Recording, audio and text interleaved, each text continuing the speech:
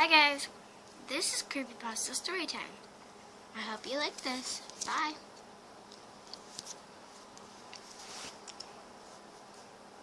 After weeks of killings, the ominous unknown killer is still on the rise. After little evidence has been found, a young boy states that he survived one of the killer's attacks and bravely tells his story. "I had a bad dream and woke up in the middle of the night," says the boy. "I saw that for some reason the window was open, even though I remember it being closed before I went to bed. I got up and shut it once more. Afterwards, I simply crawled under my covers and tried to go back to sleep. That's when I had a strange feeling, like someone was watching me. I looked up and nearly jumped out of my bed. There, in the little ray of light illuminating from my curtains, were a pair of two eyes. These weren't regular eyes, they were dark, ominous eyes. They were bordered in black,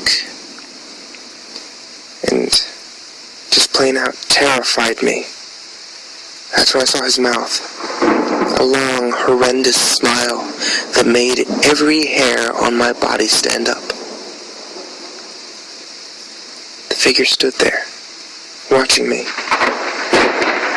Finally, after what seemed like forever, he said it. A simple phrase, but said it in a way only a madman could speak. "Go to sleep." I let out a scream. That's what sent him at me. He pulled out a knife, aimed at my heart, jumped on my bed. I fought him back. I kicked, I punched, I rolled around, trying to knock him off me. That's when my dad burst in with his 12-gauge shotgun. He aimed it at the man. He almost got him. But before he could pull the trigger, the man leapt out to the side. The man threw the knife in a Bowie knife style into my dad's shoulder. He let go of the gun. The man probably would have finished him off if one of the neighbors hadn't alerted the police. They drove into the parking lot and ran towards the door. The man turned and ran down the hallway. I heard a smash, like glass breaking. As I came out of my room, I saw the window that was pointing towards the back of my house was broken. I looked out it to see him vanish into the distance.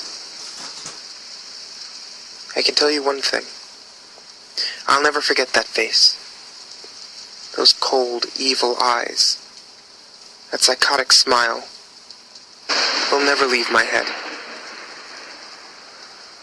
Police still are on the lookout for this man. If you see anyone that fits the description in the story, please contact your local police department.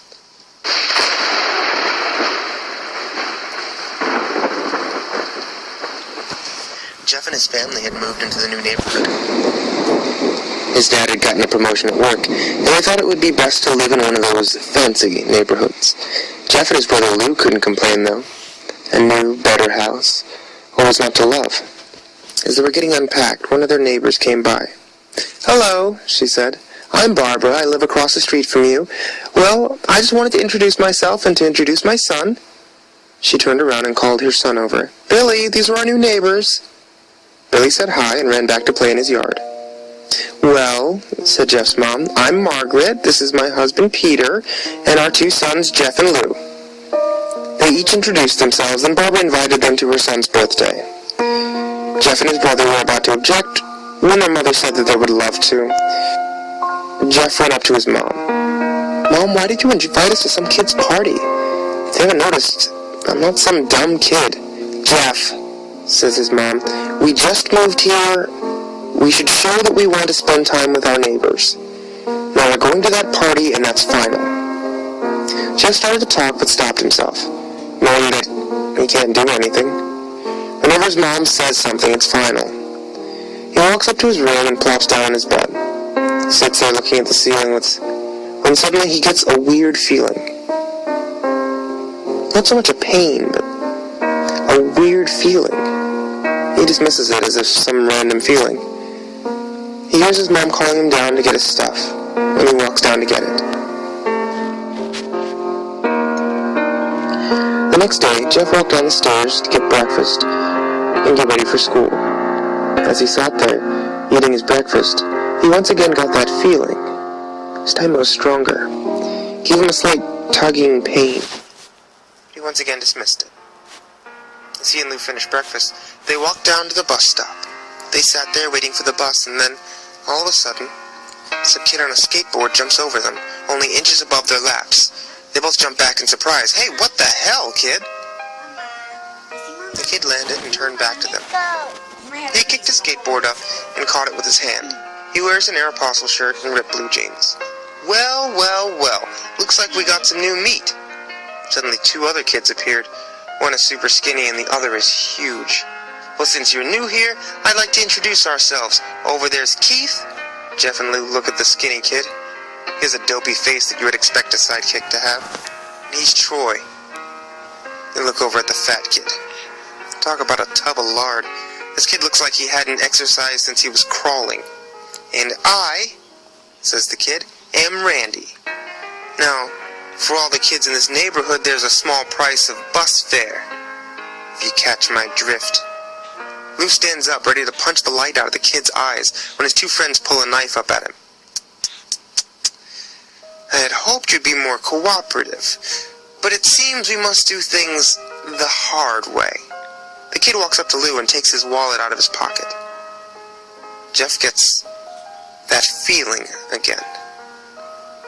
Now it's truly strong, a burning sensation. He stands up, but Lou gestures him to sit down. Jeff ignores it and walks up to the kid. "Listen here, you little punk. Give back my bro's wallet or else."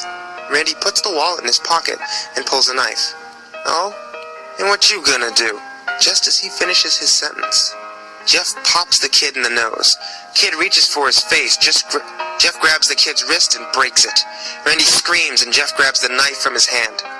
Troy and Keith rush him, but Jeff's too quick. He throws Randy to the ground. Keith lashes out at him, but Jeff ducks and stabs him in the arm. Keith drops his knife and falls to the ground, screaming. Troy rushes him too, but Jeff doesn't even need the knife. He punches Troy straight in the stomach. He goes down. As he falls, he pukes all over the place.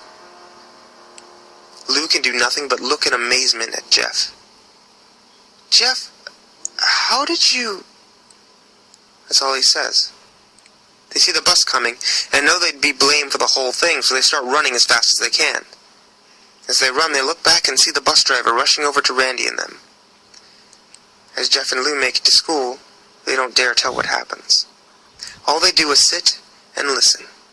Lou just thought of that as his brother beating up a few kids, but Jeff knew it was more. It was something scary. As he got that feeling, he felt how powerful it was, the urge to just hurt someone.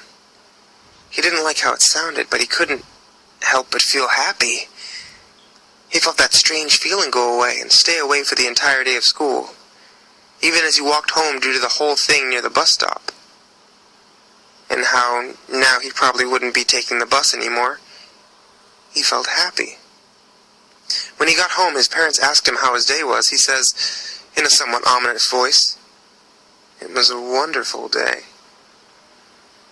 Next morning, he heard a knock at the front door. He walks down to find 2 police officers at the door, his mother looking back at him with an angry look.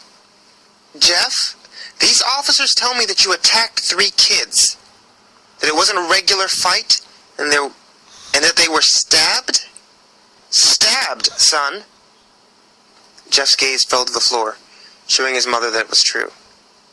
"Mom, they were the ones who pulled the knives on me and Lou." "Son," says one of the cops, "we found 3 kids, 2 stabbed, 1 having a bruise on his stomach, and we have witnesses proving that you fled the scene. Now what does that tell us?" Jeff knew it was no use. He could say him and Lou had been attacked, but there was no proof it was not them who attacked first. They couldn't say that they weren't fleeing, because, truth be told, they were. So, Jeff couldn't defend himself, or Lou. "Son, call down your brother." Jeff couldn't do it, since it was him who beat up all 3 of the kids. "Sir, it was me. I was the one who beat up those kids. Lou tried to hold me back, but he couldn't stop me." The cop looked at his partner. They both nodded. "Well, kid, looks like a year in juvie." "Wait," says Lou. We all looked up to see him holding a knife. The officers pulled their guns and locked them on Lou. It was me. I beat up those little punks. Have the marks to prove it. He lifted up his sleeve to reveal cuts and bruises, as if he were in a struggle. Son, just put down the knife, said the officer. Lou held up the knife and dropped it on the ground, put his hands up and walked over to the cops. No, Lou, it was me. I did it. Jeff had tears running down his face. Huh, poor bro trying to take the blame for what I did. Well, take me away. The police led Lou out to the patrol car. Lou, tell them it was me. Tell them I was the one who beat up those kids. Lou's mother put her hand on Jeff's shoulder. Jeff, please, you don't have to lie. We know it's Lou. You can stop. Jeff watched helplessly as the cop's car sped off with Lou inside. A few minutes later, Jeff's dad pulls into the driveway, seeing Jeff's face and knowing something's wrong. Son, but what is it? Jeff can't answer. His vocal cords are strained from crying. Instead, Jeff's mother walks his father inside to break the bad news to him. As Jeff weeps in the driveway, after an hour or so, Jeff walks back into the house, seeing his parents were both shocked, sad, and disappointed. He can't look at them. He can't see how they think of Lou when it was his fault. He just goes to sleep, trying to get the whole thing off his mind. 2 days go by, with no word from Lou at JDC. No friends to hang out with. Nothing but sadness and guilt. That is until Saturday, when Jeff is woke up by his mother with a happy, sunny face. Jeff, it's the day, she says as she opens the curtains and lets light flood into Jeff's room. What's today? Says Jeff as he stirs awake. Why, it's Billy's party. Jeff is not fully awake. Mom, you're joking, right? You don't expect me to go to some kid's party after... There was a long pause. Jeff, we both know what happened. I think this party could be the thing that brightens up the past few days. Now, get dressed. Jeff's mother walks out of the room and down to get herself ready. Jeff fights himself to get up. He picks up a random shirt, pair of jeans. Okay guys, I'll see you in part 2. That was Jeff the Killer story. That was only part 1, so I'll get you the part 2 next. So bye.